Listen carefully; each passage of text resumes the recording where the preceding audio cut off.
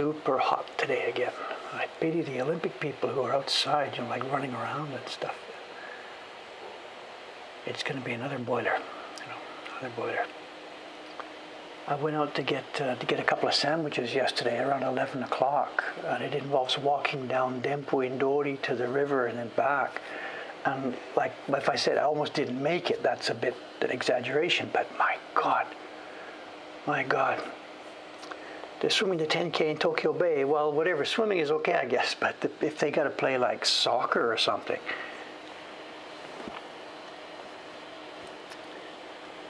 Good morning, good morning. Good morning, good morning.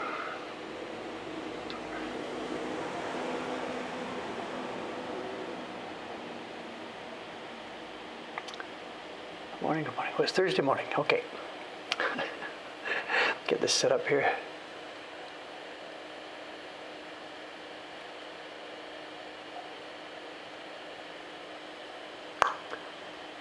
They're saying the water is hot. So in Tokyo Bay, it's too hot. Like the Pacific Ocean is too hot. Okay, I don't know.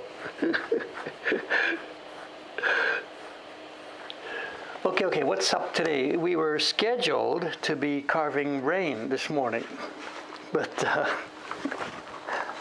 something else has come up. How often have you heard that on this channel? We were supposed to be carving the rain block this morning, but there's no deadline on this. This is a forever job, so this can wait. But anytime a scheduled job comes up, that takes priority. And so we have Kawasaki-san, our carver in Kobe. She sent me, when was it? I don't know. Tuesday, Monday? I don't even know. She finished the key block for print number 11 in this year's subscription series. This is the key block for the November print. Someone's asking, how is the monthly cleanup? The monthly cleanup is cancelled in August. We don't do it in August. It's cancelled in January because it's too close to the new year, and the cleaning was done in December, and it's cancelled in August because they have too much common sense to get out there and do that on a day like this. So there was no cleanup. The streets are filthy, as you can see from the picture outside. Anyway, she finished the key block and lots of detail. It's another one. There's this. It's another nature series. We got a bird here. We got flowers and plants, all that kind of stuff. But because she's done the key block, she now needs color blocks. And the theory is that we have her work 2 prints alternately. So she sends me this key block, for example. She then switches over to the alternate job that she's working on. I would then have a few days or time to work on the color separations, send them back to her, and she alternates between the 2 jobs. I'm firefighting these days, so I don't have an alternate job prepared for her. It's actually in the wings. It's the it's the Evening Bell print from the 8 Cats series, but it's still waiting for me to make some more color separations. So the bad news for me, when I got this in the morning 2 days ago, she's got no work. She's just sitting there waiting for work. So I call her up and say, give me a chance. It's going to take a few days to do this. So what I did was right away that morning, I took the color separations from this. I made some transfer sheets, took some color separations, and quickly colored in 2 of them, the background and the tree, pasted them down, peeled them off, and send them to her so she has something to get going with. And now that I've got a bit more time, today I have to sit down and work out some more color separations. So that's what we're going to see today. I've done the printing from the key block already. You're not going to see that this morning, but we're now going to be doing our coloring work.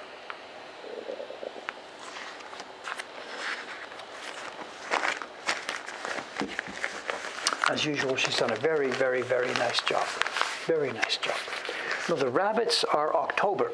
Chon-san is carving the rabbits. This print is November. August is printing upstairs. You saw me carve it. September, Kawasaki-san did it. You saw me do the color separations weeks ago. Those blocks are upstairs waiting. Chon-san is doing the rabbits, the rabid rabbits, and they are rabid rabbits. He's doing that set of blocks. This is November. December, Chon-san will do it. It's going to be a surprise. And the next year's first print should be underway within a couple of weeks.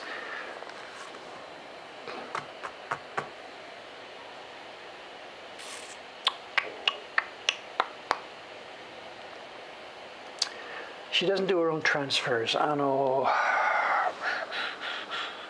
In the old days, no, of course, it was a special staff for doing that. In the post-war period, it became really common that the carvers do their own transfers. Carvers would get the key block from the publisher, it's all pasted down, the carver would carve it, and he could do a rough printing with a baron and do his own transfers. But that is only possible when you're dealing with a relatively simple ukiyo-e reproduction that's been done before. The carver has the copy. There's a blue sky, there's a green kimono, there's a that, and he can just copy what he sees. There's no decision making, there's no drawing, there's no nothing. So anybody can do that after, a tiny bit of practice. So carvers have been doing that in the post-war period.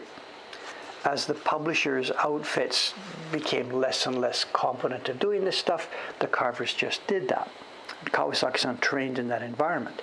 But the problem here is that we need decisions. We are not making an exact reproduction of what it was. And the decision making means Kawasaki-san says, okay guys, I'm out of here. I'm happy to carve, but you guys tell me what you want and I will carve it. Is the bird's chest solid on the key block? The bird's chest is gone. It doesn't exist on the key block. It's a sort of a blackish bird. And there's an open color, so we are going to have to figure out what kind of color to do for the bird. And that's part of what this morning's job is going to be. There's another reason why we can't ask Kawasaki-san to do this, and that's that doing the color transfers like this, there's lots of information missing here. If it's just simply shapes, there's a shape, make it green, there's a shape, make it brown, we're okay. But for example here, we've got these funny lines here. What's going to go in here, what's going to go in there is going to be this, which we have traced separately. These are very feathery, fernish type ferns, and that needs to be drawn on this hanshita, on this kyogozuri. So Rei-chan, our young lady from Hong Kong, this is part of what she did when she was trapped in the hotels during quarantine, not able to see her family, not able to work here, not able to do anything. I was going to say, due to all our very careful planning, not due to Dave's careful planning, due to her careful planning, she was going stir crazy. And she says, have you got something I can do? So we jumped ahead and gave her the photograph for this. And she sat there with her iPad or whatever it was, and she did all this tracing work in quarantine. And now it's coming back. So instead of Dave here sitting here scratching around trying to do this, we have a tracing. I printed it this morning at the 7-Eleven onto a Gampi sheet, and you'll see me transfer. I ate too much this morning, actually. I didn't skip breakfast. I ate too much. I had a double breakfast this morning.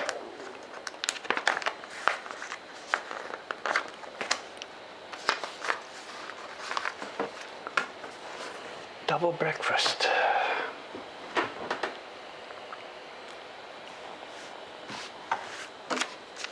You're confused about the image. I don't know what's going on. I didn't think it was all that confusing. It's a woodpecker, of course, and it's mostly the wings and stuff are mostly black. There's going to be color undertones on the bird. This part is a tree, the upper part of a tree, I guess.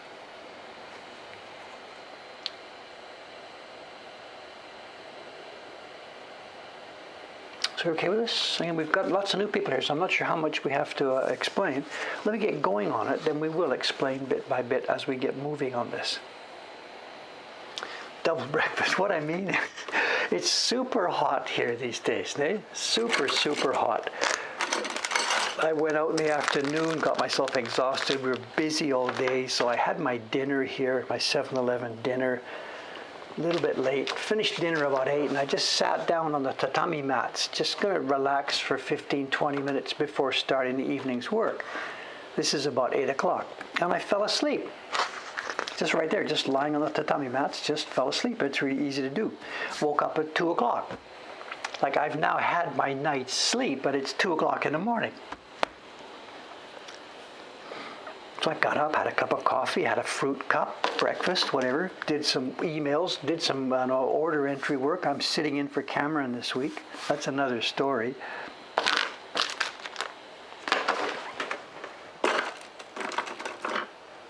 Then tried to go back to bed at 4 o'clock. Tried to go back to bed, Not very successfully. So what I've managed to do is I've moved myself into a different time zone, I guess. I'm on Hawaii time or something. I don't know what I want. Okay, the very careful, detailed notes of color separation. Sky, tree, ground, flowers A, B, leaves A, B. And the bird is on flowers A and B. So let's do this. Let's start with a flower A block.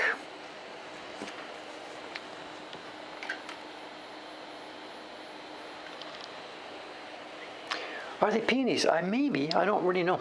I don't really know.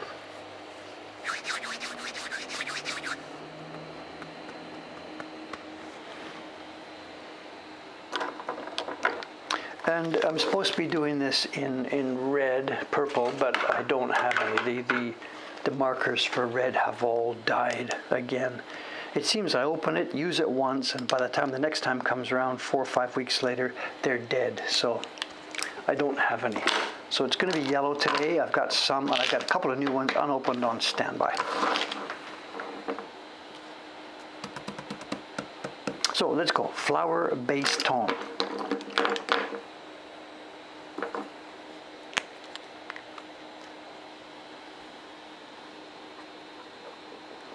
Yeah, so much for that one.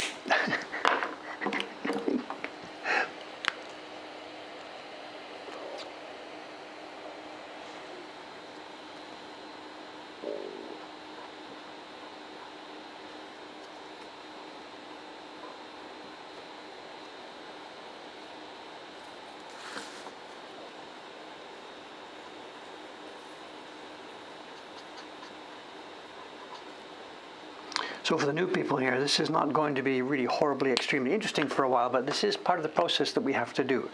We are defining colors here. There's going to be a color block. For every color, there will be a color block for printing these flowers. And the carver needs to know what zones of wood to leave to make flower shapes. And that's what's going on right here.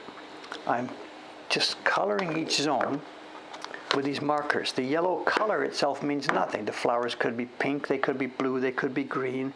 It's irrelevant. We're just depicting shapes here. And later in this stream, once I finish this, you'll see me paste it down, and then you'll see the relationship between what's happening here and the actual wood itself. So just a bit of patience here. Our work is slow, peaceful, patient work. So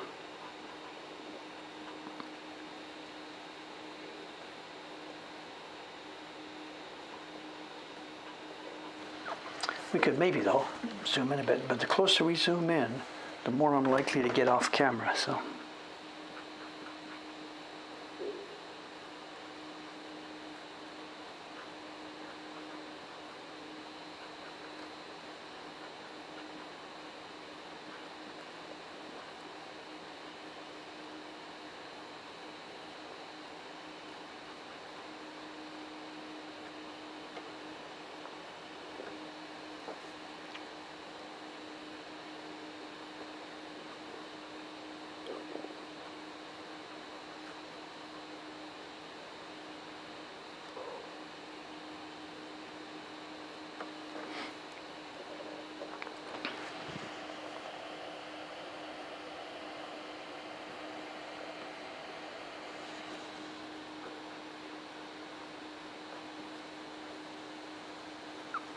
In the old days, before they had these easy little fluorescent markers, this would be done with brush and ink. The tradition was to use a vermilion color. We saw one of those sheets in the last show and tell. And whoever was doing this work, the designer or assistants or whatever, would sit here with this sheet of paper and an actual ink and a brush. And that's okay, but the dangerous thing is here, that ink is water-based ink. And if you get these sheets too wet and too soggy, they start to stretch and distort.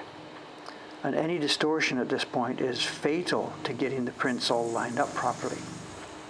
So we happily use these little markers. There's almost no distortion in the paper.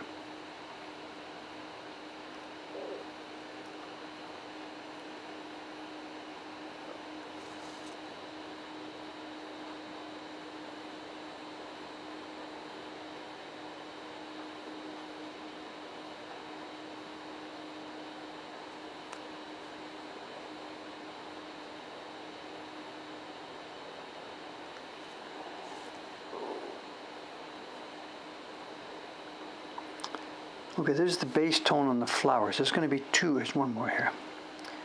The flowers themselves are going to have two colors. There's going to be a pale, we're probably going to use maybe a peach type color. There'll be a pale base on the flower, and then there's going to be another one. Well, you'll see when we get to the sheet. The flowers also have a kind of a feathery pattern, and we'll do that with a stronger color. So this is the base tone for the flower, and we're also going to use it as the base tone for the body of the bird. I think. Let me just check the master copy here.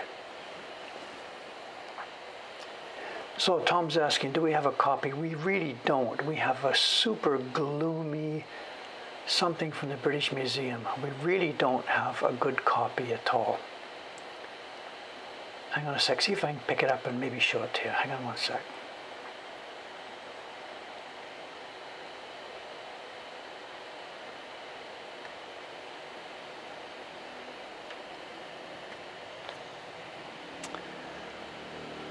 Let me try and find it here, one sec.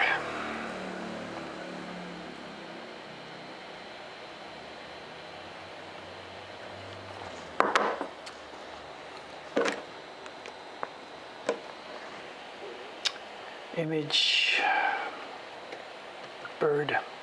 One sec, please. I'll find you the image. One sec. Browse to find it. Where am I? Documents. File cabinet. 2021 series 11. Here it is. That's all I've got. It's tiny.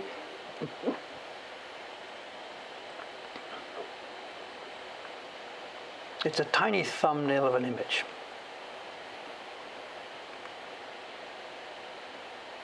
It's badly made print, it's torn, it's misregistered. The colors are not interesting. They've doubled up too many of the colors. But that's what we're working off at this point here.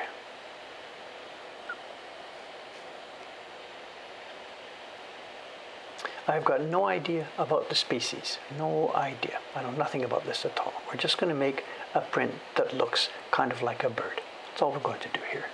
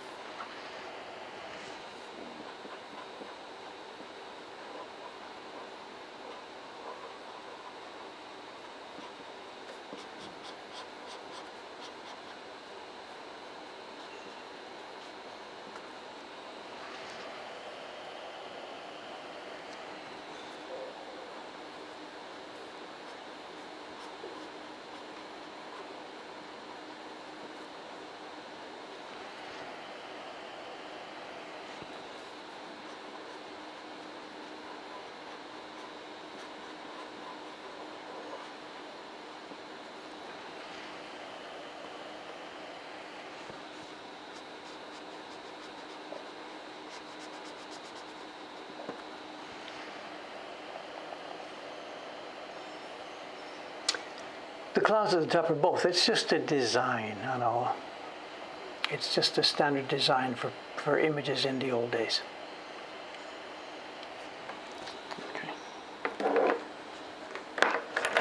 whether it represents clouds or just represents something they fill in for a part of the image that they didn't know what to do with. That's very common. Okay, here's the base here. Base leaves, base.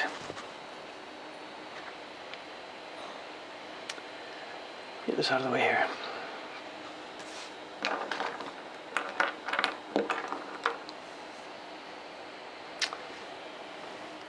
All the questions here. Did the Great Wave pre-orders finally die down? No, not at all.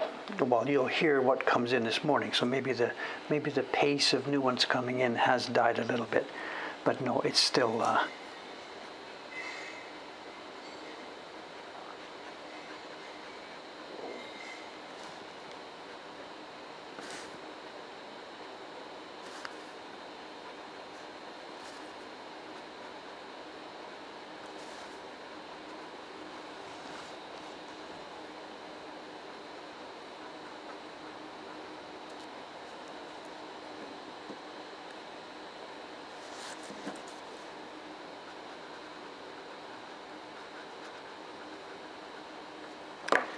See in the wrong glasses now.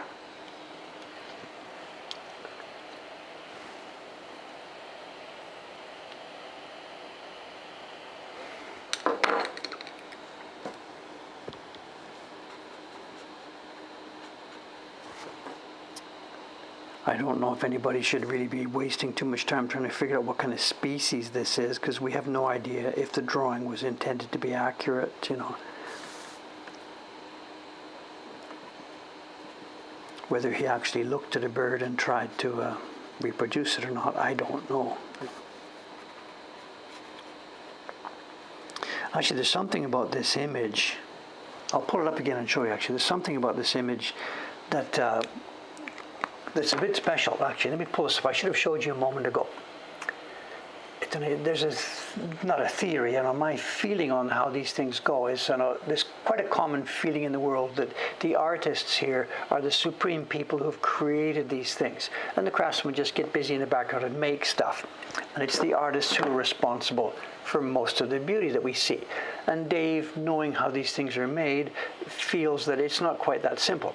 Dave feels that, to a large extent, the artists played just a simple part. They did some sketching and stuff like that, passing it in, and then it was the craftsman and the publisher's place who did most of the work to put the thing together.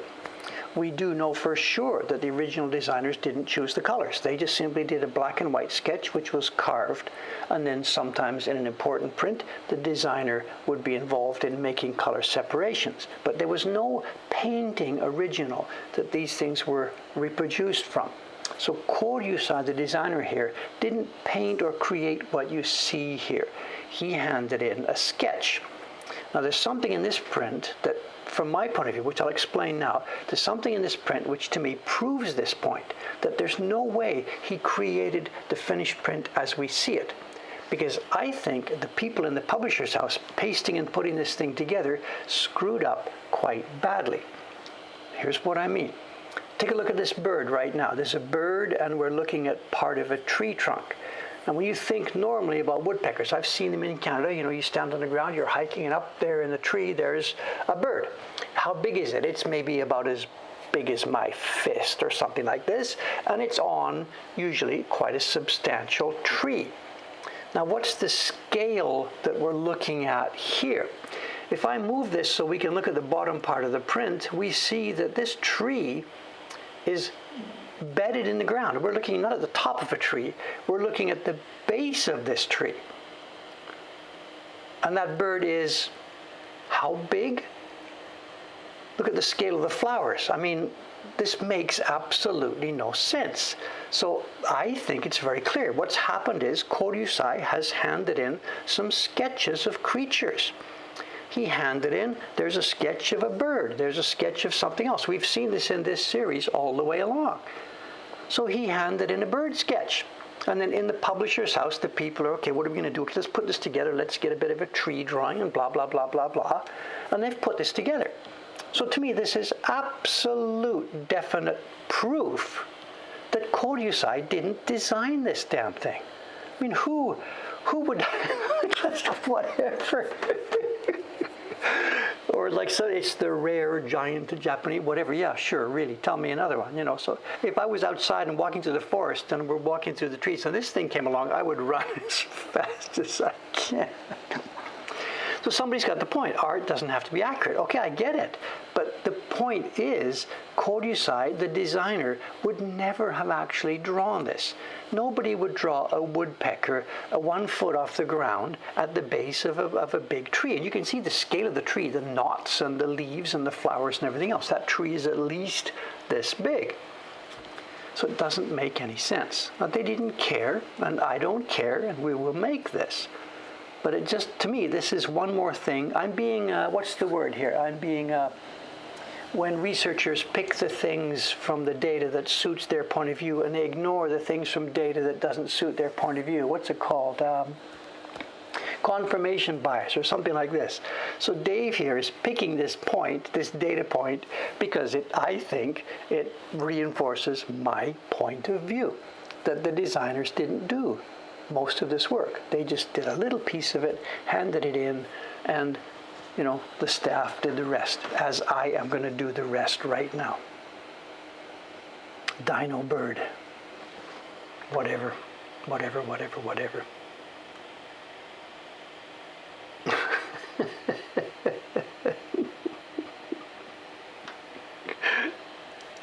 It's bonsai. There's the answer. Okay, let me get some work done here or nothing is going to happen.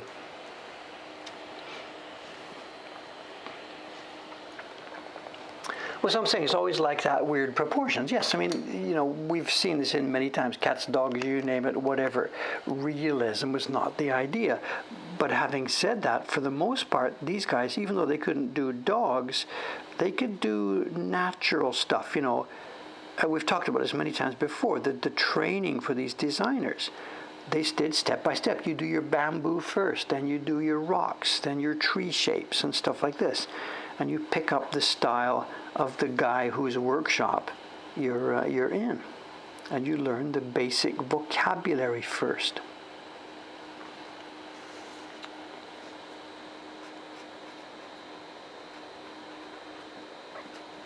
And Koryusai knew what he was doing. There's lots of stuff left from him, things like scroll paintings, and that's a different story. You get a scroll painting, and that's for the most part designed and done and put together by the guy himself. He may have had assistants to fill in details and do this and do that. But scroll painting is different from the prints. Scroll painting is, you know, there it is all together by the designer on the scroll. It's not passed over to a workshop for completion like the woodblock prints were.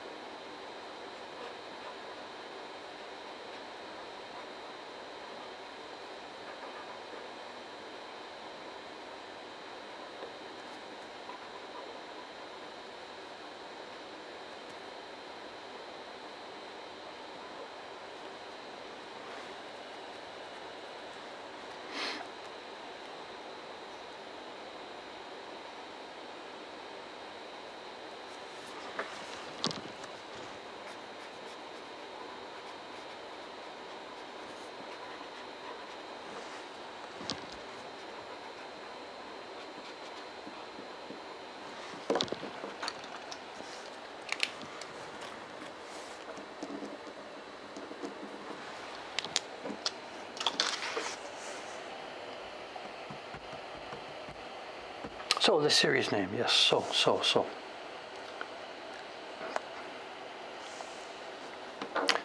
Choju asobi, bird, animal, fooling around, you know, so.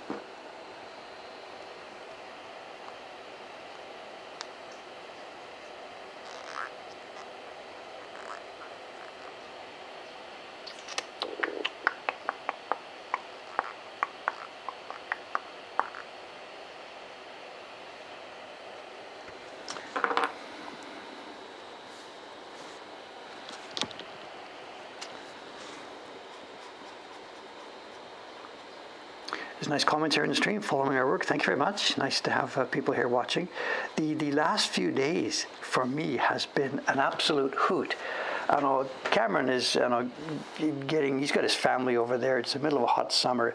He's trying to get good family time. So he's doing some of the work that can't be done by other people. But also, Aoi Amasan and I have stepped in this week, and we're doing a little bit of the work that Cameron normally covers.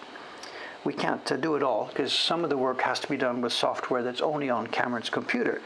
But we're stepping in a little bit and trying to take a little bit of the load off Cameron this week, or whatever, a couple of weeks, whatever, we don't know, while Cameron tries to get some good quality time with his family.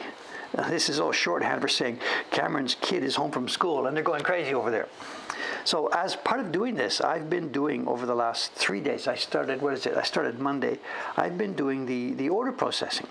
When orders come in from the shopping cart, I'm the guy that checks it, sends it through to Ome, and sends a little email to the customer saying, hey, thanks very much, Anna, we've got your order and we're going to process it right away, and blah, blah, blah, the usual stuff. There's always automatic emails that go from the shopping cart, but our policy is everybody who orders something gets also, a human being email. And normally Cameron does it, and this week I've been doing it. And I didn't really think much about it. I did it myself for 25 years until Cameron came along 4 years ago to do this work. So I haven't been doing it for the past 4 years. Cameron's been the guy who's been taking care of this. And something funny has happened. I just send these emails. Hi, this is Dave sitting in for Cameron, who is off work this week, blah, blah, blah. Thanks for your order. Blah, blah, blah. Oh, you better watch out for the customs. It's going to go to Germany, blah, blah, stuff like this. And we send it off. And time again, people have been writing back saying, it's Dave. Like, they don't expect Dave himself to be writing to them, whatever, stuff like this. And there's been fun. Some of just a little bit of light, friendly stuff. Some is, oh, hey, Dave himself. Wow, thanks. I didn't expect to hear from you, stuff like that. And then every now and then in the middle of this, there's been emails that are sort of, I don't want to laugh. Some of those people will be listening to this stream, so I've got to be careful what I say here. There's nothing sarcastic or irreverent in what I'm saying here. But some of the emails have been kind of over the top. It's really fun to see this. I'm glad people are happy with our work and what we're doing. But some of the emails are so effusive, and I'm thinking, like, wait a minute, we're just talking about woodblock prints here, what's going on? And it's been hugely fun to get these. Somebody says, starstruck, are you the guy who wrote that? And I get this, oh my God, I'm starstruck. I got it. So please don't misunderstand. I'm not laughing in sarcasm here. I'm laughing in pleasure. It's been fun to get these, and it's really, really fun. And one, I can't quote, like, you can't send people's emails in public, but there's one which I can share a little bit of one of them. This is from a guy, and he said something that I thought was really interesting. He felt, it's the first time we've met each other, it's the first time we've met each other, and the comment he made was actually sort of, on the face of it, not polite, but he was laughing as he made this. There maybe even was a smiley at the end of his email or something like this. And I got to share it because it really, really, really was fun. Étonné. So this, I can paste this to you with no. And I thought, I laughed and laughed and laughed when I read this comment. It was so much fun. So the person who wrote this, is he here? I'm sorry, I don't know. I'm not going to I don't even remember the name. I'm sorry. So.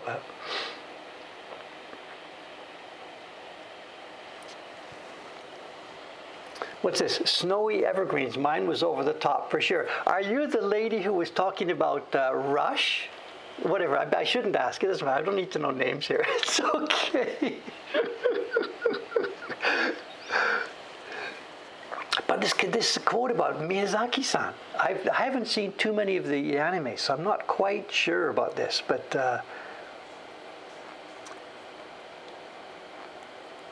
I'm not sure about this. Pig-headed to a fault, old but like wine, blunt in opinion and succinct with words. I'm not sure that's true. I talk too much. I am not in any way. So, okay. Anyway, whatever. All I can say is, thanks for the enjoying what we do, and it's good fun. And I won't invade in anybody's privacy any more than that. But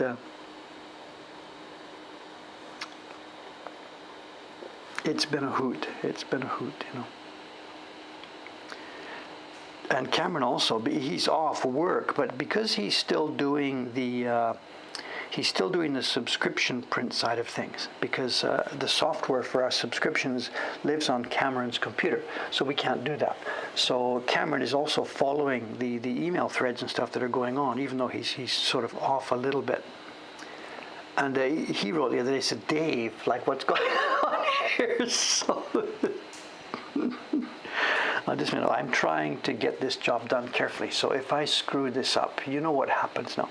There are 3 blocks here that are overlapping to a strong degree. We have a base tone for the flowers. Let me pull the original back up here. And let's forget the emails for a minute. Let's look at this. Let me expand this. Now what they did here, you can see the leaves. I guess you can't see my mouse. There's a misregistration. The leaves are a dark colored green with some leaf shapes sliced out of them. But in the sliced out portion, you can see the base tone. So there's a base tone for the green leaves and a darker green. Then, as I said, the flowers, the floral parts, the petal parts, have the same thing. There's a base tone in a light puce color and then a darker one on top. Now take away the ground. We're not looking at the ground here. But now, what should I do with the stems of these flowers? And what they've done here in the original, because they were obviously trying to save money here, they took the base green tone for the leaves and they used it for the stems of these plants. And right down to the bottom, these wiggly stems go, and then they plant themselves in the ground. Now I have to decide what to do with this. Can I do the same thing? Do I just copy putting these stems right all the way down with the same color as the base tone of the leaves? Or does it look too cheap? Does it look like this publisher has just been too cheap for this? The green's double, eh? The light green is the base of some leaves, and the light green is the highlight for some other ones. So the leaves are positive, negative. They've done a bit of a clever thing here. You can see some leaves, it's dark green on light, and some is light green on dark. But my decision is, do I need a different color block for these stems of these plants? And what I'm thinking to do, it's kind of extra work, but what I'm thinking to do is step 1, do it like they did it here. Put the base green tone all over those flowers, these peonies or whatever they are. Put the base green on, as they have it here. And then stand in reserve, make another block for those stems. But that means carving it twice. They've also screwed up the base of the tree. The tree has this sort of 2 layers, 2 levels. It's an L shape at the bottom of the tree. And this is totally wrong and dorky. So how much of this to fix and how much to leave? Anyway, short term, right now, what I'm going to do with this green one is, as I said, I'm going to do the green for the leaves. This is the base tone for the leaves, and I'm also going to put it on the stems. Now, Kawasaki-san's a good girl. She's not lazy. She's willing to do work here. So if it turns out that later on we need another block to do the stems again in brown, so be it. She will just pick up her tools and go for it.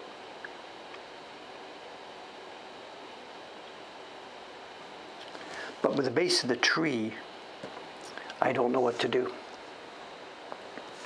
So what I did was, when I sent her the block on Monday, I told you I did a block for the sky and for the trunk of the tree, and I ran the trunk of the tree down so that instead of 2 steps, I ran it down so that both steps are together. Do you see here, the tree trunk has a step.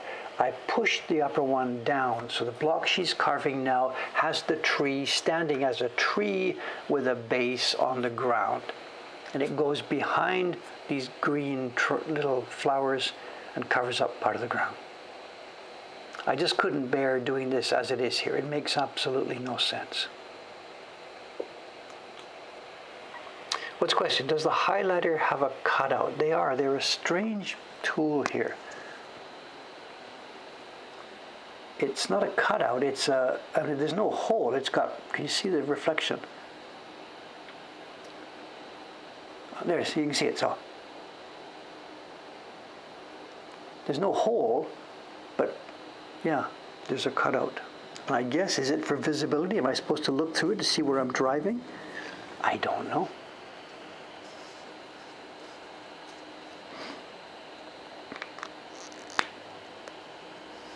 Okay, so any sense to ask you guys about this? Have I done all the necessary parts of the green? Can you guys be my backstop here? Base tone green. Am I missing anything?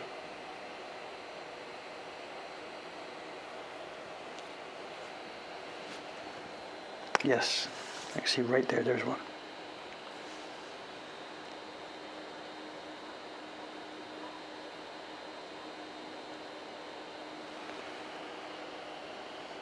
And there's one here.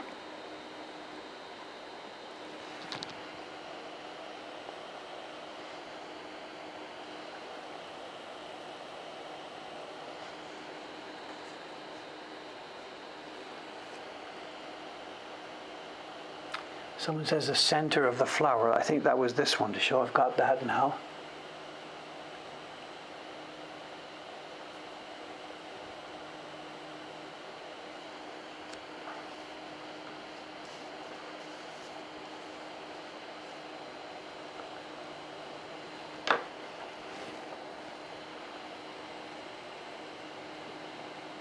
The needles are going to be the darker green block.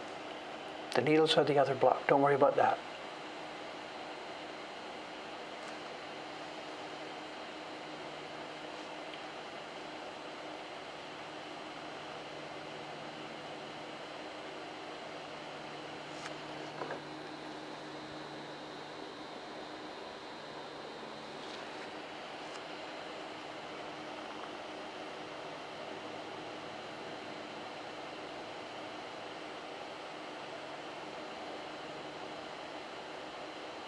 Above the big flower, below the leaf above. Above the big flower. Yeah, that's that little one to show right here. Slightly below the rightmost flower, there is some white on the piece that goes behind it.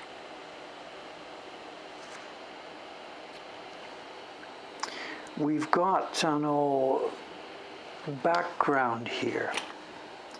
This part is petals. This is petals. That piece right there, that's the sky.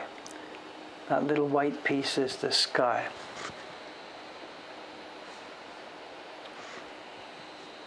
So sky, petals, petals. The rest is green. I think we're okay. I think she can understand what's going on here.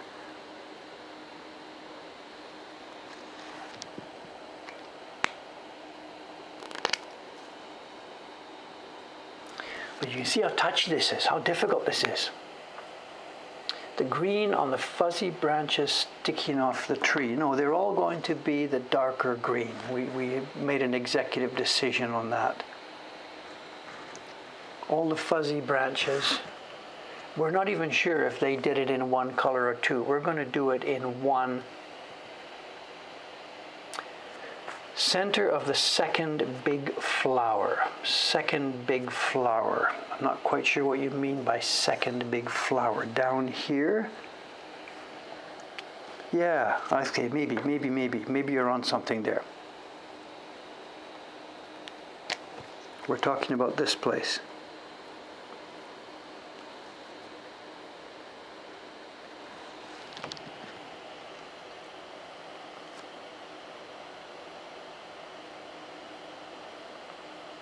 The big flower towards the bottom of the tree, the seeds in the middle of the flower. That's the one I've just done right there. I think we've got that. Gotcha. Yes, okay. Remember too, this is the base tone, and if we did miss something like that, it'll probably, that one we're talking about right now, will also be on the darker tone. So we have a bit of a backup here. I think we're good to go. Are we, guys? Guys, gang, ladies and gentlemen?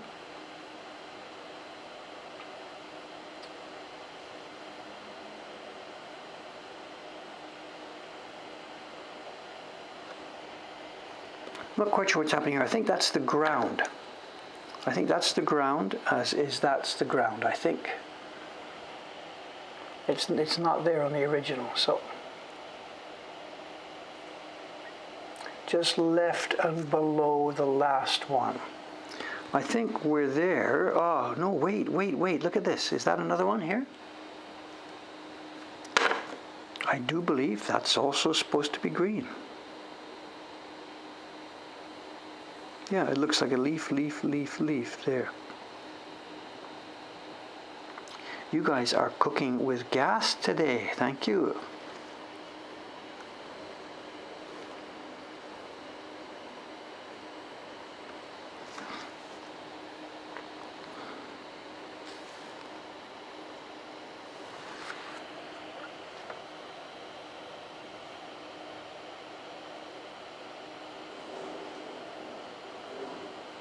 What we're looking at here, this will be the light, faint green, not the darker green.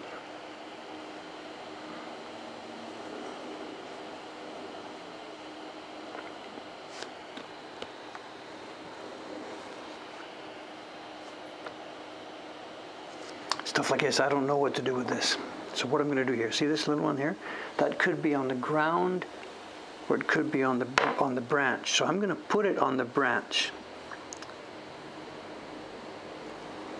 It may also go on the ground. We'd end up with a double there if that's the case, which won't hurt anybody. No one would ever notice it. And the danger of having a white spot if we miss it on both is just too great. The stem next to what I just did.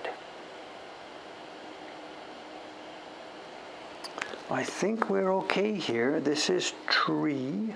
This is going to be tree. As I said, the original has tree there. I've pulled the tree down to match.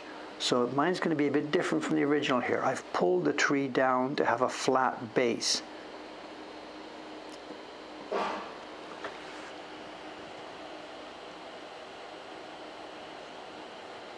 I think we're good. Let's do this.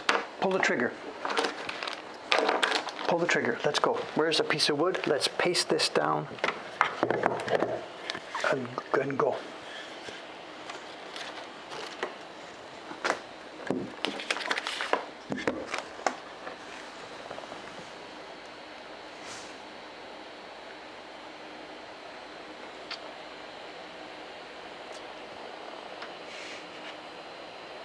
Is there one more? What's this? The thin line under the second big flower. Second big flower. The thin line under the second big flower. I don't think so. I am seeing petals here. This is a petal, that's a petal, that's a petal, that's a petal. I mean this one, it's yellow actually. It doesn't show, but it's yellow. If that's what you mean, this little thin line here, it's yellow already. Skinny stem under lower right big flower. Yes, and it's already yellow. We're good to go. But thank you. No complaint. Thank you. Okay, moving right along. Let's paste her down and peel.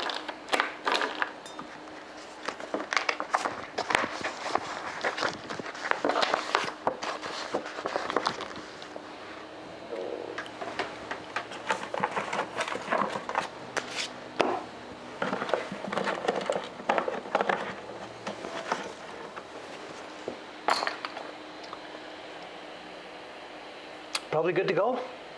If we're missing something, it's your fault.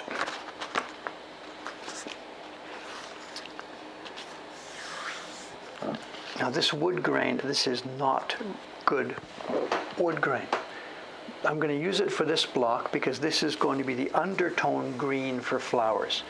Most of it's going to be covered up with a darker green. Some parts might be okay. They will be a stem. We don't really need smooth, beautiful color here. We just need something. And wood grain like this, very commonly, although it looks wonderful on a violin, it looks terrible on woodblock prints, and this can leave marks in the finished print. So I would not use the block like this for the sky or a kimono color or something where we needed good smooth color. So today I'm going to take this block, which would really be a junk block. It would never have been used in the old days. And I'm going to use it for these leaves where it absolutely doesn't matter. If there's a slight mottling visible on the undertone of these green leaves, it'll be blotted out by the darker one. And if it's still visible in these branches, it'll just add to the effect. Let's paste this down.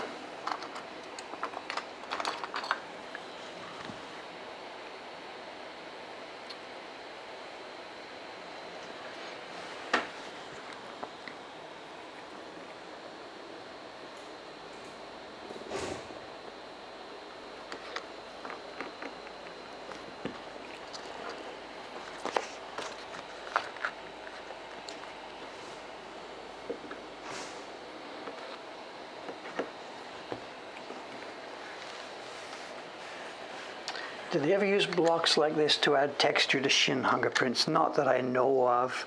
The Yoshidas used lots of texture, but they were using things like plywood blocks and stuff like that. So, in the traditional printmaking world, using the blocks to add tone or texture is just something that wasn't there. The modern people, the Sosaku people, they do it all the time. They will use what we would think of as junk wood because they want a mottled effect or something, or they will scratch the grain. The modern guys do all kinds of stuff. The modern people do all kinds of stuff. But in the traditional Japanese printmaking field, it's really not common at all to use the wood as part of the effect. Wood is there just to as a function of a device to transfer color. You want it to be invisible in the traditional world, Dento Teki Mokuhankan, the ukiyo-e world. You never use the wood.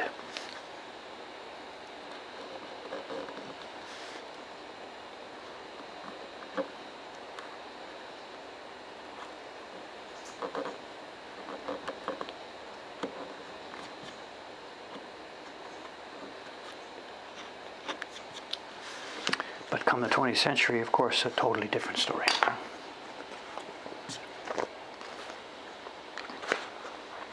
Okay, there's our location. Let's have a little check. There are no major defects on this block. There's a bit of a hard part there. I don't see it. There's no obvious splits or pops or something. As I mentioned, the wood grain is terrible, but that's why we've chosen this block for this particular piece. I think we are good to go.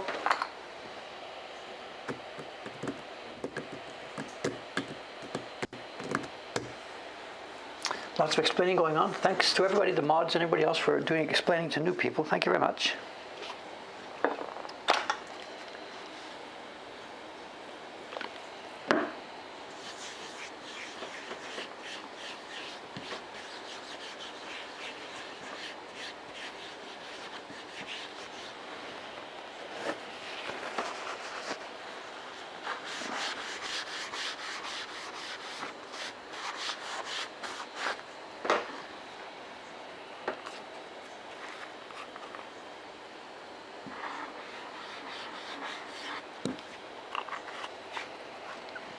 Recently doing this, I've been getting too much paste on the blocks. Have you been noticing it? You know, it's been really wet and soggy. I don't know why, but I've been putting too much on. Today maybe we're okay here, but I guess I don't get enough practice at this. You know.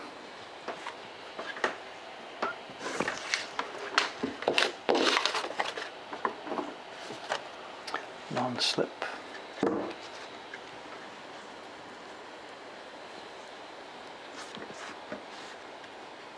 Seems about right.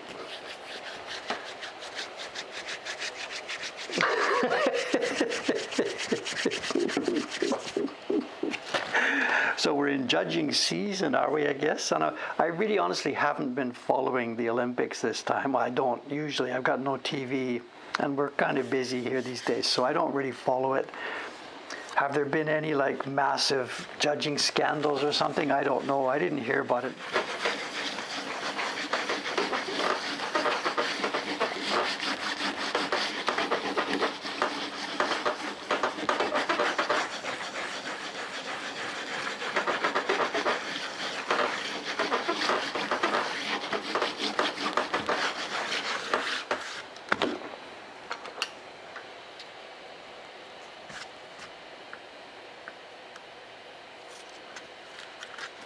Okay, this is not the peel, this is just the backing sheet coming off. And the Gumpy these days we've got is really so nice. We could just leave it like this, it's visible. But we're going to have some fun with it, of course.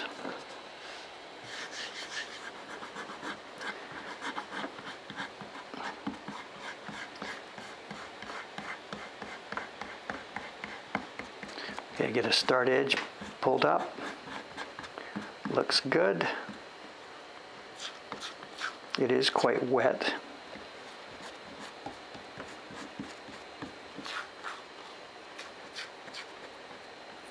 Yeah, it's coming off in pieces. Here we go. Hee hee hee.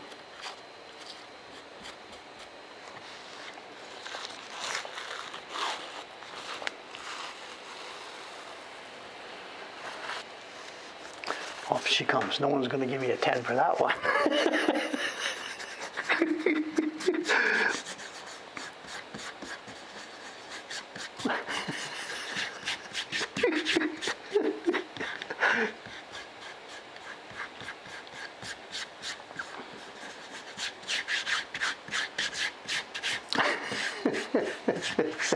What's the thing I see in my newspaper headlines these days is that somebody does they have their event and they say, okay, that's it, I think I'm retiring after the Olympics. I've seen that in my news all over the place this week, you know.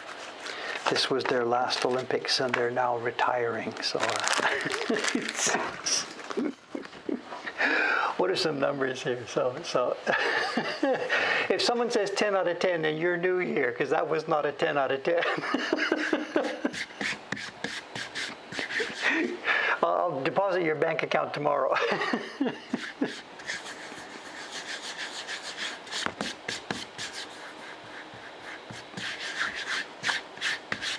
And in all seriousness, we have a very visible, very carvable.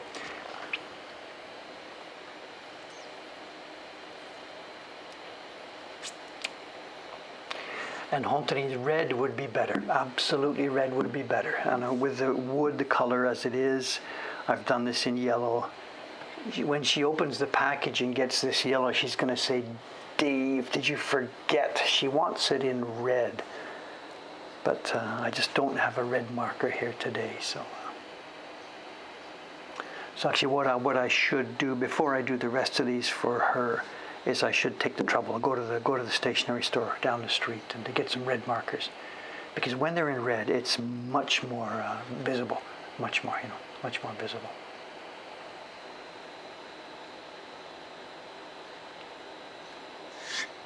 There we are. Okay. Now what we're going to do now is something I don't know if you've seen before or not. So this one is ready to go to the carver. We put it aside here. But now, how are we going to handle this copy that we got here? And this, I'm not going to be able to finish this one. We're not going to get this one to the peeling stage for you today. But I want you to see how we do this. And there's a kind of problem involved. If this was the total traditional method, if the designer or people with skills were standing by, what would happen at this point is this. The key block transfer is done. This comes to the designer. And he would have done what we just did with the marker. He wouldn't be looking at an original. He would be doing this in his head. Okay, I want this part to be green. We're going to do a base green on these leaves. He would have painted this by hand just like you saw me, handed it to the craftsman. They paste it down and away it goes. Now when it comes time for the next block, the veins, see the leaves here? The leaves here all have veins. Now remember, this is the original, but some guy's designing this print from the beginning. So he would sit here with his little brush, and he would take this transfer sheet, and he would draw those veins on this leaf, and he would draw on that one, and draw on that one, and draw here, and draw there, and say, yeah, those look like veins. Okay, away you go. Carve it. Now, that's not what's happening here. We're making a reproduction. And Dei-chan, the girl I said who did this in quarantine, I could have at this point printed these, sent them to her hotel in quarantine. She draws on it, sends it back. You see where we're going. It just is not practical. So she did it inside a Photoshop file. And here we have the veins. But how do I get that now transferred to this sheet? it's a Photoshop file, but if I had tried to put this inside of the printer to print it out, there's no way we would have got it lined up. So what we could do here, and I struggled with this all through the time I was making the 10-year Poets series, we had the same thing. I did the designs separately, printed them out, and let's show you what we're going to try and do here. There's two methods to do this, and method A would be this. I could now cut, let's do this with a fake. Let's fake this for just a second, because I don't want to screw up what I'm really trying to do. Imagine here, okay, there's part of the tracing of a leaf. And what I would do here is cut this sheet, bring it over here, find the leaf that's involved, and I would line it up properly, and I would put this down on top here. Now think about this. We've now got 2 layers of Gampi here. If I did that all over the whole sheet, got them all ready, lined them up really carefully, everything is now perfectly aligned, get a new piece of wood, rub paste on it, and paste it down. Now there's 2 layers of Gampi, but what's going to happen when you paste it face down? The top piece of Gampi sticks to the wood, and the bottom Gampi just falls away because the glue doesn't get through to it. So just the bottom one sticks on the wood. But it's the other layer of Gampi that has the outline for the leaves. And remember, what we want here, the dark green blocks, we want the dark green to come right to the outside of the leaf. This leaf here, we're looking at down here.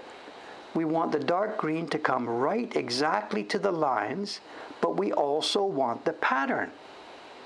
So what am I going to do? I need this Gampi to be pasted onto the wood, and I need this one also to be pasted on the wood. So what I used to do with my Poet series is I would get to this point, I would put the Gampi here, and I would take my knife and I would cut just inside the leaf and peel away the outside so that the pattern was visible and the outside of the leaf was visible. It was insane. It means going over this whole thing with a razor knife, desperately trying to cut, but not cut too deeply so you go through to the bottom. Well, somebody's suggesting, what do? You stick it on, peel, then stick the second on and peel again. You mean as in, put what we just did, put this one on, peel it and take it off, and then rub glue on top of that one and put this one down? I don't think I can rub glue on top of Gampi that's already there. So the solution that we've found to do over the years for this one is do this in 2 stages. I'm now going to start preparing the block for the dark green. And here's how I'm going to do it. I am going to, let's use that same leaf, the one that you see on the left there. Here's what I'm going to do. I'm going to ask her to carve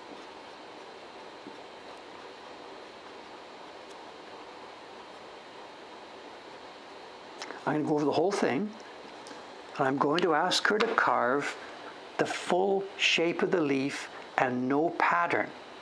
And she will carve the dark green block in step 1. She will carve all the leaves that are dark, no stems here, just all the leaf areas that will later be dark green. I will send this to her. She will carve it, blank leaves, and send it back to me. And at that point, I can now take this sheet and paste it down onto that wood. And all these areas that have patterns here will line up exactly with, it'll be like this. The leaf shape will be there on the wood, and this thing will fall right into place inside it.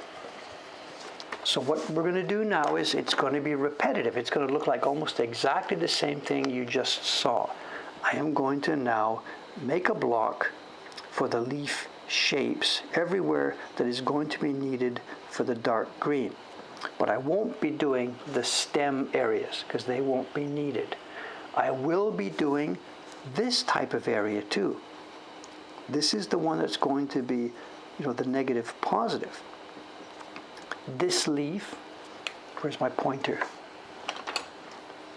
This leaf will be fully dark, and later on we will cut away veins. This leaf won't be a full shape. We're only going to leave the veins.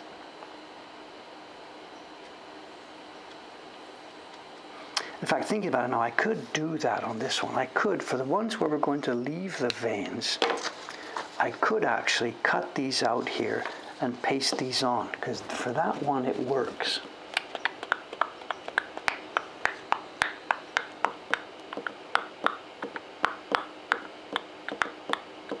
It's labor intensive. Absolutely, it's labor intensive. No question about it. Let's think about that. That's this one, that's this one.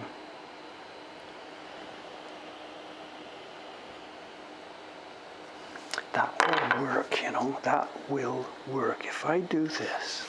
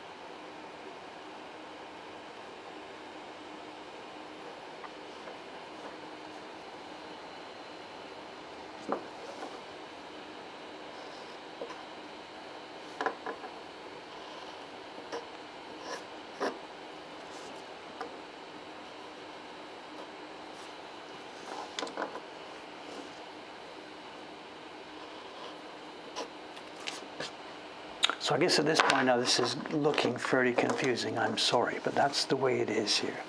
For the leaves that will be cut the veins later, we are going to paste this sheet on later, after the leaf shape has been carved. For the leaves that have positive veins, she can carve that now. She doesn't need to know where the edge of the leaf is, because it's going to be disappearing from this block.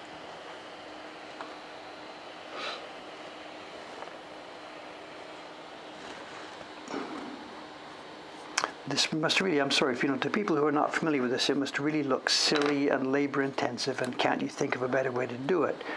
Get an inkjet printer and print these color separations on to the different sheets. The reason we can't do that is because we took the original drawing and we did print it out on a laser and we pasted it on a piece of wood. And as you saw a few minutes ago, we did carve it.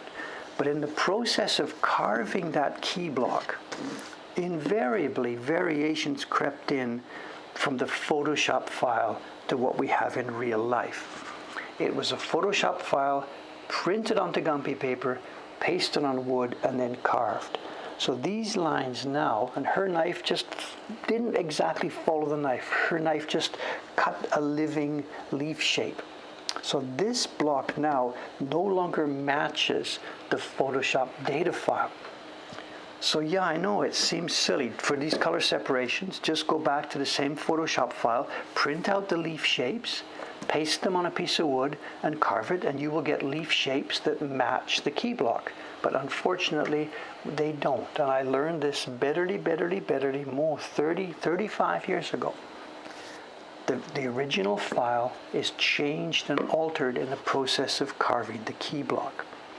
And the only way to get these color shapes to match up is to transfer like we've done, to actually print like we have done. And the problem, of course, is that this now leaves you with the other step, printing the detailed patterns, which are still Photoshop data, and they no longer match exactly the real life data. So yeah, it seems scrambled. And it's scrambled because this is a reproduction. Back in the Edo era, there was no such problem because the guy just drew whatever he wanted to draw at that point. There was no strong feeling of making a reproduction. So anyway, sorry for this. It's confusing, but there it is. This is our work.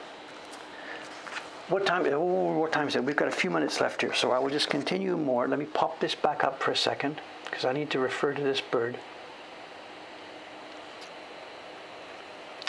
Tom's another question. Taking pieces off the gampi makes the pasting and peeling much harder. It does indeed. We've got a double layer of gampi here in some places now. This is single gampi, that's a double layer. So when I paste it down, the peeling becomes much, much more difficult. And you've got to get your knife on and cut here and cut here and cut there as it's peeling off.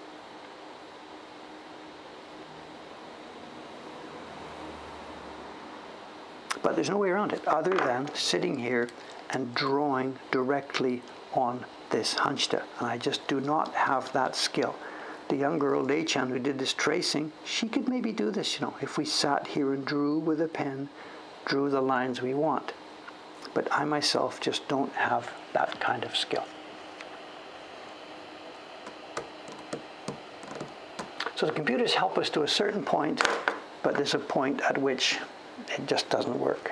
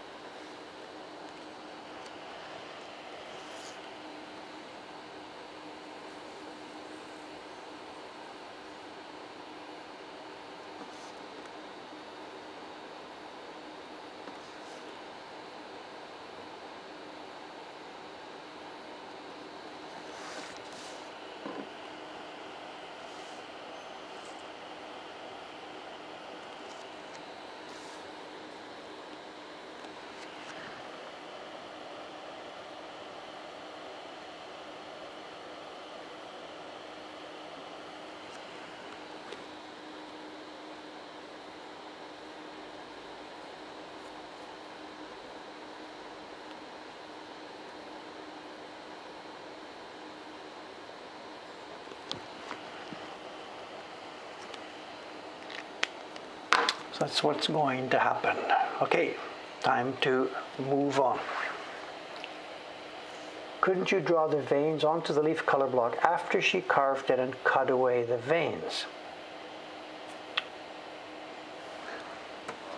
I'm not quite sure what you're asking. This is going to go to her now to carve the overall shape of the leaves. She's going to send it back to me. I'm going to use this Photoshop data to apply the patterns to the block that she's already finished carving and then send it back to her. Or actually, if there's time span, we will just simply cut the veins here ourselves. Don't know. So it's going to be a two-stage process. Two-stage process. Someone's asking about Kyudo. I did back when I was a daddy, back when I lived in Hamra. I had children. I had lots of time with my job. I signed up for Kyudo at our local sports center, and for, I guess, nearly a year. I went every Wednesday morning to the Kyudo lesson. We had real trouble on day one, because I'm left-handed. And the guy literally, when we stood up in a row and I picked the thing up, he literally face palmed. It was all Japanese people, and Dave joins the group. So he's already thinking, and I had pretty bad Japanese skill back then. So he's already, strike one, I'm a foreigner. I'm not going to follow instructions. Strike two, I didn't speak Japanese very well. And then I picked the thing up and I'm left-handed, and he literally face palmed, absolutely face palmed. He was a really nice guy. We became friends later on. Akiyama Sensei, he is now long gone. He was a really nice guy. And I've written some stories. He appears in my stories, my essays. I wrote about him. I wrote essays for the Mainichi newspaper. And I did a series of stories about my Kyudo lessons for the Mainichi newspaper. They're on our website. My God, I don't know where they are. They're on the website somewhere. I really enjoyed it. And I would have kept it up, except I ended up, there was a thing about a divorce and some kids in our family went upside down and whatever. This wasn't in the 70s. This was in the late 1980s. I enjoyed it very much.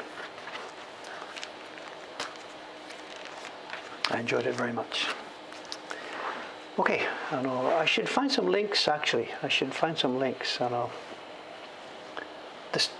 essays I wrote for the newspaper, I thought they're all short. They're 300-word essays and little pieces.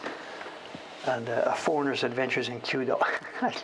Maybe I can find a link. Just one sec. Maybe I can find a link. Oh, okay. I see something else. Before I get onto this show and tell, one more image. Nothing to do with Kyudo. Another image. Oh, someone's got a link. Someone's found it. Thank you. If that's the one, I don't know. Also, another image. No connection with Kyudo. This is a link I had to show you today. Did it up to 1989 when your daughter was born. It's sort of a similar story to me. So.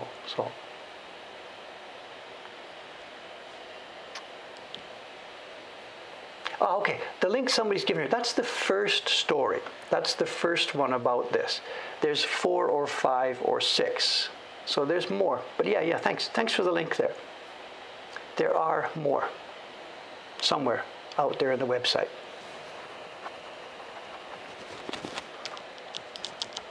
The image I just sent, the image I just showed, it's Sakai Nakamise. Maybe some of you know what that is. The image I just linked just now. There's a shop, a woodblock print company, Sakai Kokodo, that's been here in the area since Meiji something. I've got no idea. Meiji 30 or whatever. And they have now closed their shop in the Nakamise. And they and their predecessor, who had it before the war, they have been on the Nakamise for 70 years. And I don't mean 17 years, I mean 70 years. And on August the 1st, their lease was ready to be renewed, and they bailed.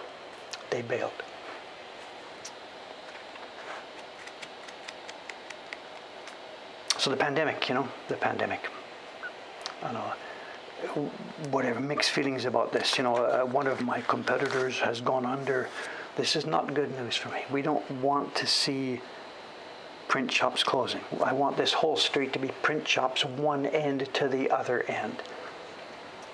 And to see them closing is not something that makes me feel good at all. We're surviving. We're okay. We're not in trouble at all, actually.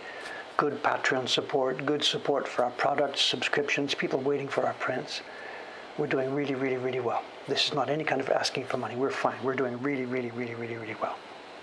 They have no online presence. So, bang, gone. Someone's been doing it. YSM XXX, whatever. Thank you very much. Thank you. Digging in there and finding those. Thank you.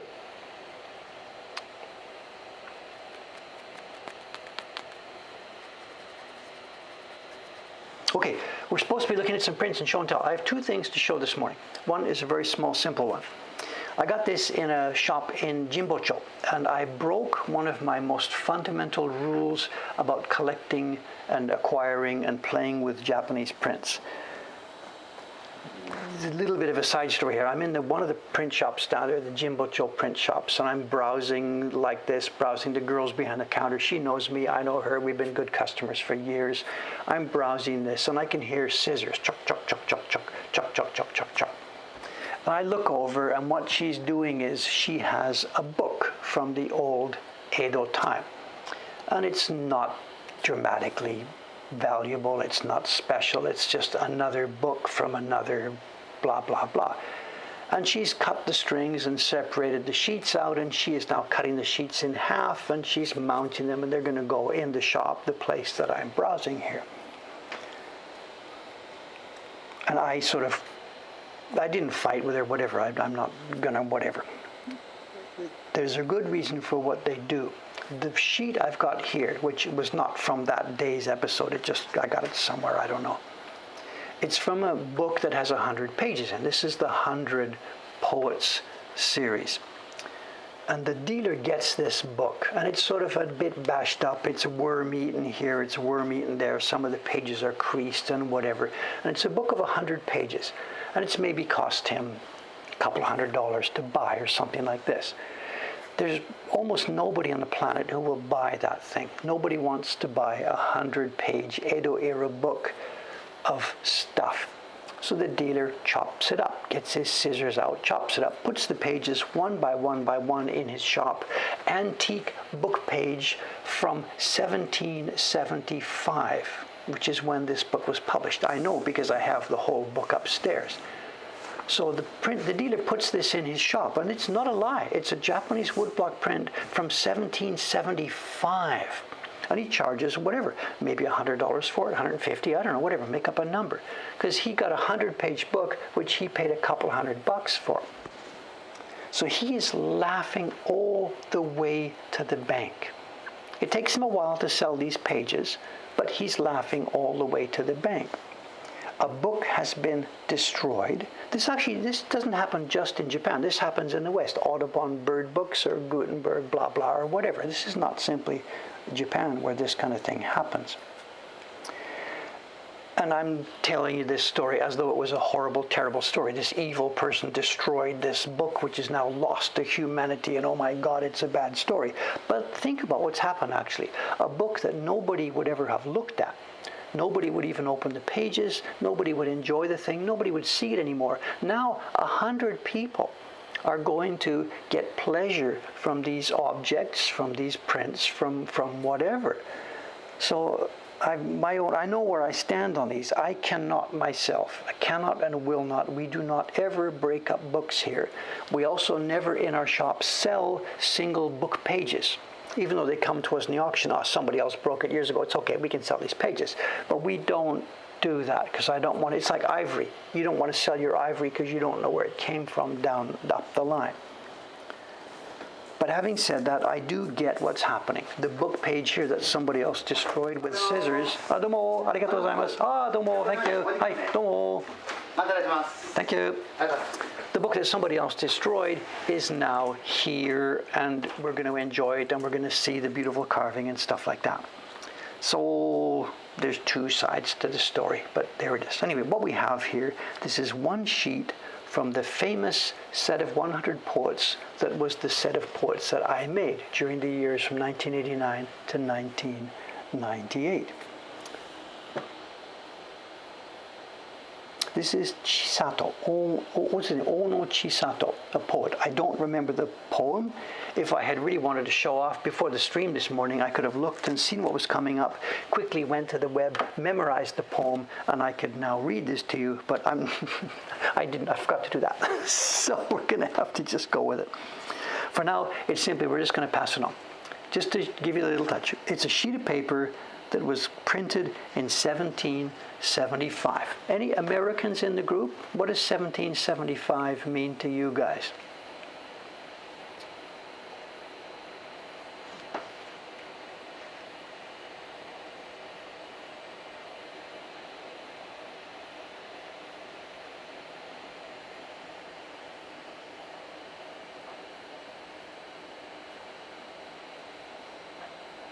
This is a page from the second edition of the book. So when I say 1775, that's a little bit incorrect.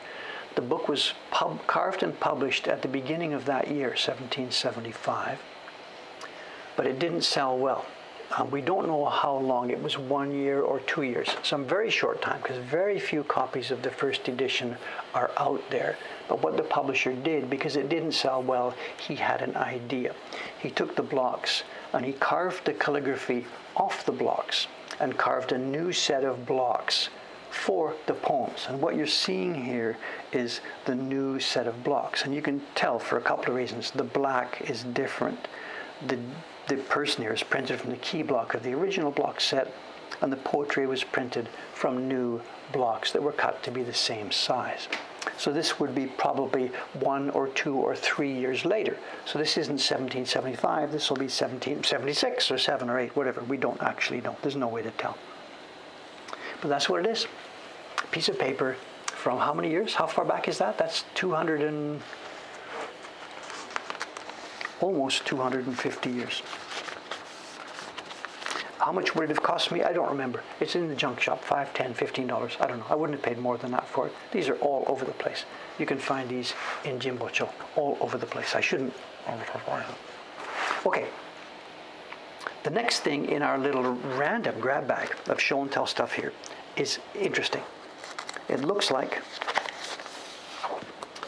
anybody recognize this? There must be people out there who recognize this, right?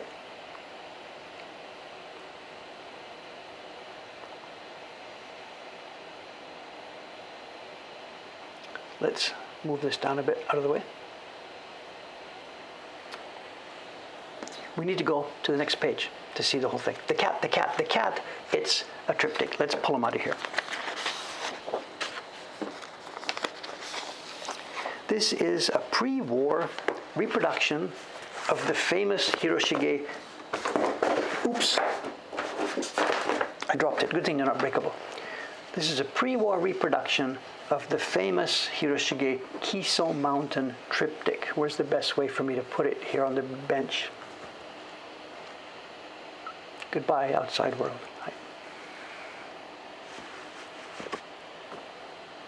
Very, very, very nicely done. This is smaller than the original size.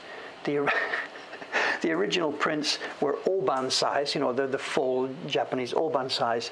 This is something smaller. This is about chuban size. You can see, holding it up next to me. If this was oban size, it would be about that big.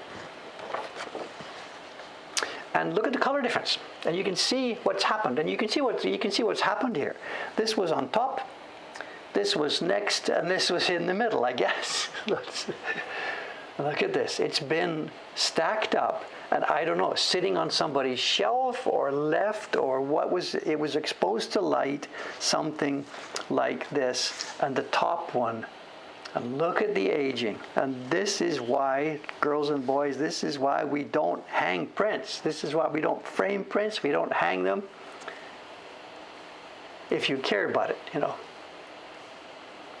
how old is this? I don't know. It's pre-war. It's Takamizawa, 1930s. If I was a betting man, I would bet 1930s. So this is now going to be 80-something years old. Very, very, very nicely carved. Very, very nicely printed.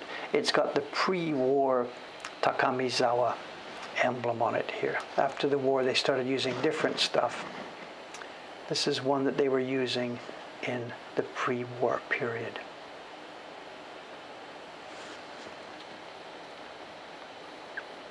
So someone else has got the idea, if you're going to hang them, at least hang them all up together, so you're going to get the same level of variation. So whatever, I don't know.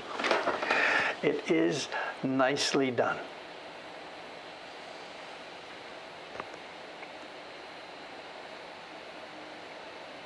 So many gradations on this. They haven't actually reproduced exactly the original. There's a bunch of places here where they've cut solid color that in the original, when it was larger, there was places to do gradations. And they've slightly messed up a little bit, like here. That's the edge of a wood block. It shouldn't have been printed to the edge there. It should have been a gradation all the way around. But overall, I don't care. This is very, very, very nicely done.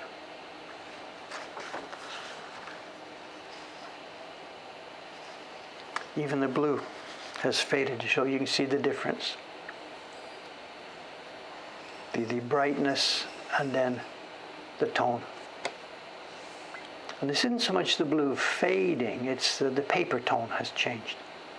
And I guess perhaps actually now that I think about it, this was not the best quality washi. And it could be actually, when we think about this a bit more, I said 1930s. It could be that what we're seeing here, this is maybe a bit later, this is maybe 1940s. Takamisawa did keep going during the war, but they didn't have access to good washi. The military took all the high quality washi during the war for making those balloon bombs. So if I think about it a bit more carefully, if we had a way to analyze this paper, I would guess then that this print is perhaps early 1940s, or maybe even late 1940s, rather than 1930s, going by the fact that this has toned so much.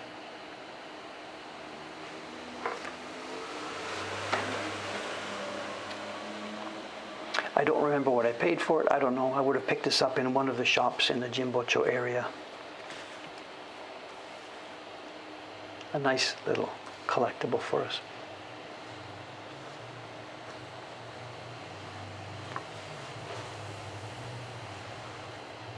I guess hopefully I didn't talk about it, but has somebody else linked the cats? Yes, there is the cat. For me, it's difficult now to see this print without seeing the cats. This one is not so visible, but those of you who have seen this image, this mountain, of course, now, it's very difficult to see it other than as a sleeping cat. And Randall Hall, the tattoo artist in America, did have the imagination to see this as a cat and created it for us. There we are. Okay, not a very dramatic, powerful show and tell here today, just another page. This is just what we're doing. We're going through our collection, page by page by page. I'm going to take a peek and see what's coming up in the next show and tell. Well, the next two pages are marginally interesting. Oh, but yes, okay. Next show and tell, we are fun. We have good fun coming up on the next page in our book here. I'll do a little bit of research before we have the show and tell. It'll be fun. Something really good to laugh at. Good fun. Okay, here we are. Today's Thursday. I'm out of here. I'll be back 2 more days from now. This color separation work will be finished by then. It's got to be finished today because I've got to send this stuff off to Kawasaki-san today. So the next stream will be carving again on that rain block. See you in a couple more days. To sign off, let's put up the outside. My God, it's going to be hot. Oh, it's going to be hot. It's going to be incredible. Those people who play soccer outside, I cannot imagine how they're going to do that.